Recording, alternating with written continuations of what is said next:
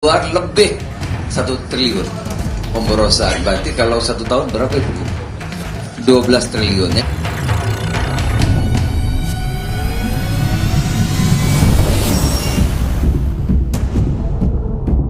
Setelah menetapkan 3 tersangka dalam kasus korupsi MBG yang menyeret 3 mantan pimpinan BGN, Kejagung kembali menetapkan 1 tersangka dalam kasus korupsi MBG terkait pengadaan motor listrik.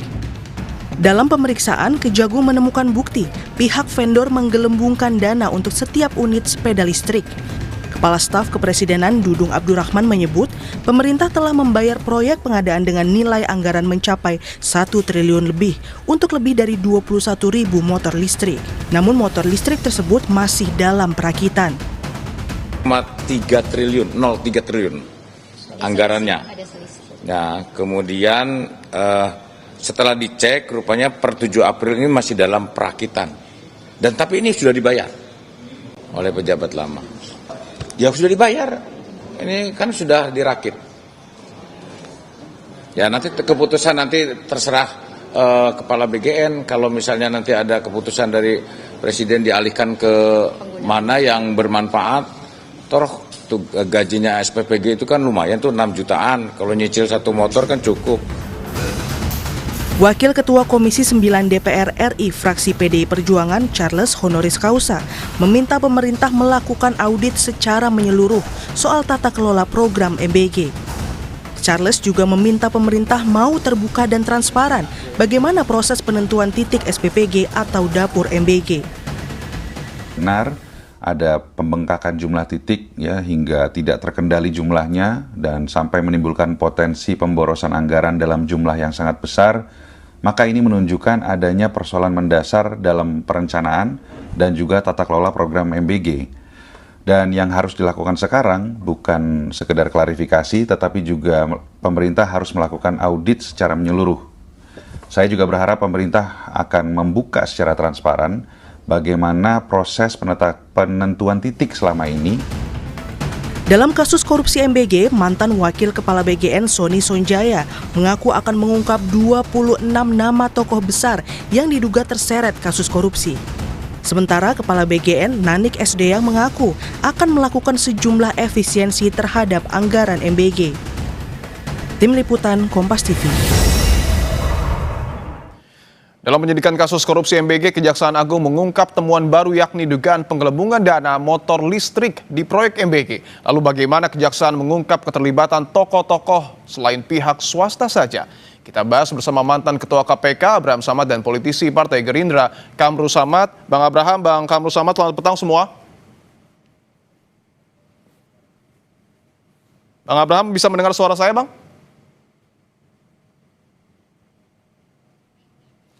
Bang Abraham bisa mendengar suara saya?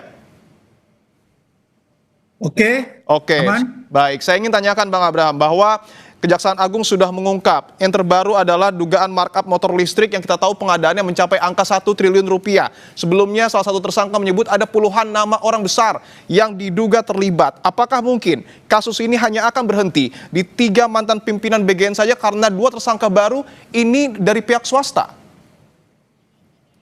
Jadi begini.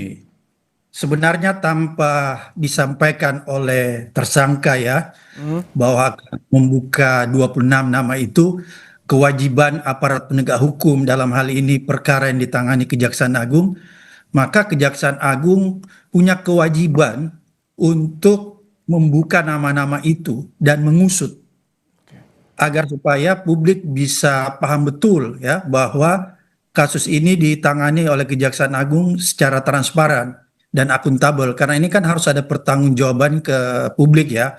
Setiap kasus yang ditangani oleh aparat penegak hukum itu harus bisa transparan ke masyarakat. Ada akuntabilitasnya supaya masyarakat itu bisa mengukur kinerja aparat penegak hukum. Apakah yang bersangkutan mengusut perkara itu secara adil? Apakah perkara itu benar-benar dijalankan secara baik dan benar? Karena kan akhir-akhir ini kita banyak melihat juga ya, contoh ada beberapa kasus, tentunya nggak semua, ada 1-2 lah. Misalnya di masa lalu ada kasus Tom Lembong dan lain-lain sebagainya. Oleh karena itu menjadi kewajiban Kejaksaan Agung untuk membuka kasus ini secara terang benderang agar Oke. supaya masyarakat bisa memberikan support. Karena kalau kita lihat kasus korupsi MBG ini sebenarnya ya, kasus ini sudah lama dikritisi oleh rakyat. Teman-teman ICW juga sudah pernah melaporkan baik di KPK maupun di Ya. Kejaksaan Agung. Oleh karena itu, ini menjadi PR yang harus dituntaskan karena kita lihat uang negara yang ditilep itu nggak main-main jumlahnya. Khusus mengenai apa itu pengadaan motor listrik aja sudah 1 T, belum lagi yang Betul. lain-lain. Lebih dari 1 triliun rupiah. Baik, saya ingin ke Pak Kamru Samad bahwa tadi Bang Abraham Samad menyebutkan 26 nama yang sebelumnya disebutkan oleh salah satu tersangka lebih baik dibuka dan diusut oleh Kejaksaan Agung.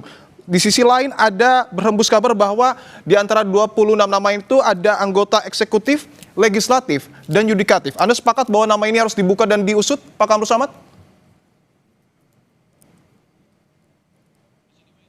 Mungkin bisa di-unmute terlebih dahulu Pak Kamru Samad biar kita bisa mendengar Mas suaranya. Ipo. Baik, siap. Mas Ipo kedengaran suaranya. Dengar Pak, silahkan dilanjutkan.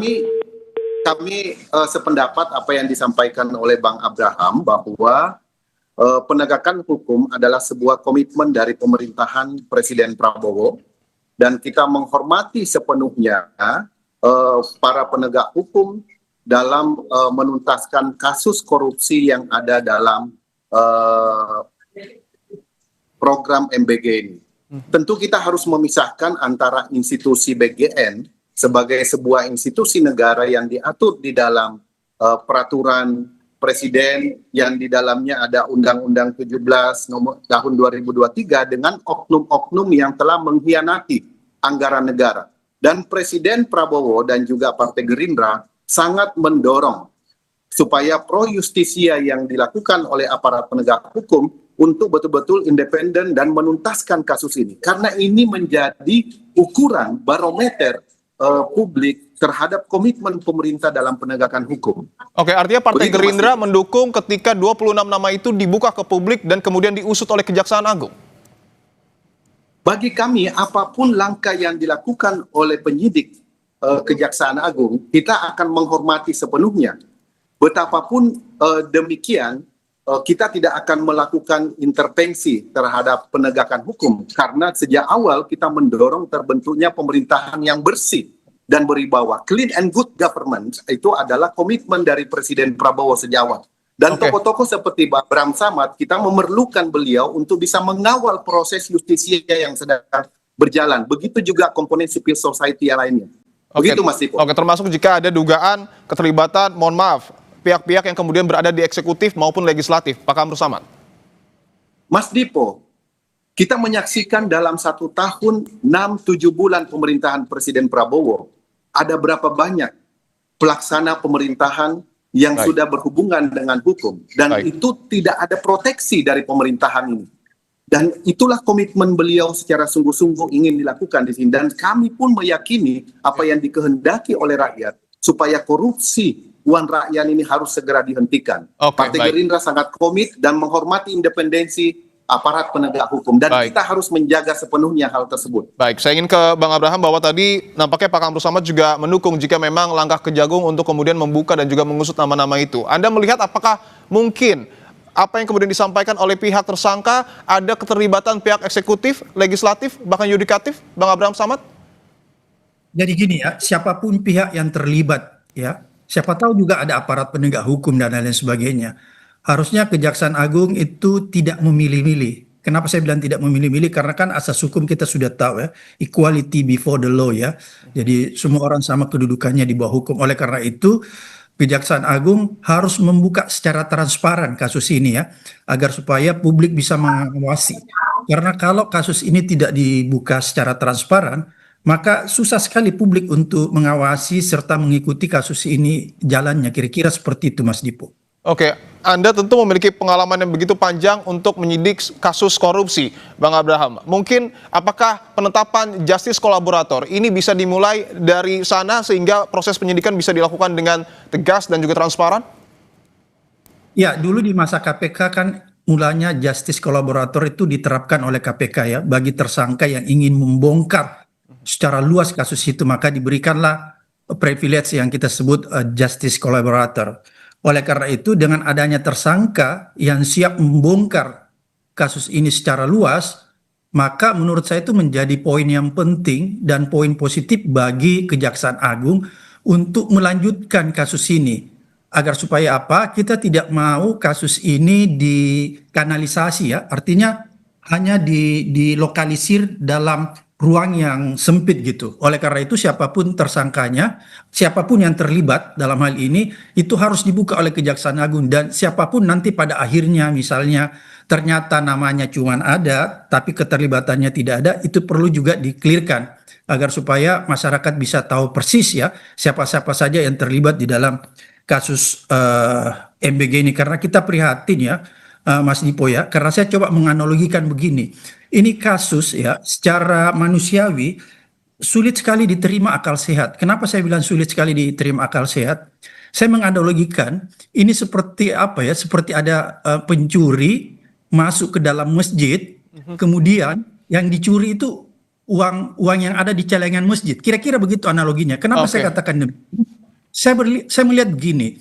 Ini kan yang dikorupsi ini sebenarnya uang untuk meningkatkan gizi generasi muda, atau boleh dikatakan dalam bahasa yang sarkasme, duit yang dikorupsi ini adalah duit untuk memberi orang yang sedang lapar, kira-kira seperti atau duit yang digunakan untuk orang yang kurang gizi supaya dia bergizi, kira-kira seperti begitu ya. Sehingga menurut saya tindakan kepala BGN dan tersangka-tersangka lainnya ini sulit sekali diterima akal sehat. Oleh karena itu ini yang harus diperhatikan oleh Kejaksaan Agung menurut saya. Oke, saya ingin ke Pak Kamru Samad bahwa yang menarik juga Kejaksaan Agung, koreksi kalau saya salah, meminta kepada pihak BGN untuk segera mendistribusikan motor listrik ini. Apakah ini hal yang juga sudah diketahui oleh politisi Partai Gerindra bahwa motor ini justru malah didistribusikan atau seperti apa? Tentu semua harus ada prosedurnya, karena kami mendapatkan data sementara pengadaan barang seperti termasuk sepeda motor ini itu APBN 2025. Itu artinya kalau APBN 2025 harusnya timelinenya itu paling lambat 15 Desember penyerahan barangnya sudah semua selesai. Nah sekarang kita sudah di bulan Juni, itu penggunaan APBN tidak berarti belum memenuhi satu unsur Mas Dipo, yaitu unsur tepat sasaran dan tepat manfaat. Nah dalam penggunaan belanja negara. Nah jadi artinya pekerjaan pengadaan ini belum tuntas, belum selesai. Jadi itu. Nah ini yang mungkin bisa jadi pertimbangan itu yang harus dilakukan, karena pemeriksaan keuangan negara oleh BPK RI nantinya paling lambat di akhir kuartal pertama di tahun berjalan untuk tahun yang lewat itu sudah harus masuk, sehingga pemeriksaan keuangan negara itulah yang biasa dijadikan dasar di mana APH untuk melakukan penyidikan dari hasil kerugian negara atau temuan yang didapatkan oleh BPK RI. Begitu Mas Dipo. Oke, saya ingin ke Bang Abraham bahwa kita tahu motor listrik ini diduga menjadi medium dari tindakan korupsi melalui markup. Pertanyaannya adalah ketika motor ini didistribusikan apakah keputusan yang tepat, karena nampaknya tidak melalui penyitaan terlebih dahulu kepada ataupun yang dilakukan oleh Kejaksaan Agung. Ya, jadi perlu kita ketahui ya, korupsi mengenai pengadaan motor listrik ini adalah korupsi yang sifatnya pengadaan barang dan jasa. Ini korupsi yang sangat sederhana sebenarnya bagi aparat penegak hukum untuk menuntaskan, mengusut dan menyelesaikannya. Sederhana sekali. Oleh karena itu kelihatannya tidak memerlukan waktu yang terlalu lama dan tidak memerlukan sesuatu telaah yang rumit, karena ini korupsi yang paling sederhana, pengadaan barang dan jasa. Tapi terlepas daripada itu semua, bagaimana apakah bisa didistribusikan atau bagaimana kira-kira gitu pertanyaan. Kalau menurut saya, kalau memang ada sebagian yang sudah didistribusikan, itu nggak apa-apa. Tapi yang belum didistribusikan itu sebaiknya ditahan dulu, ya.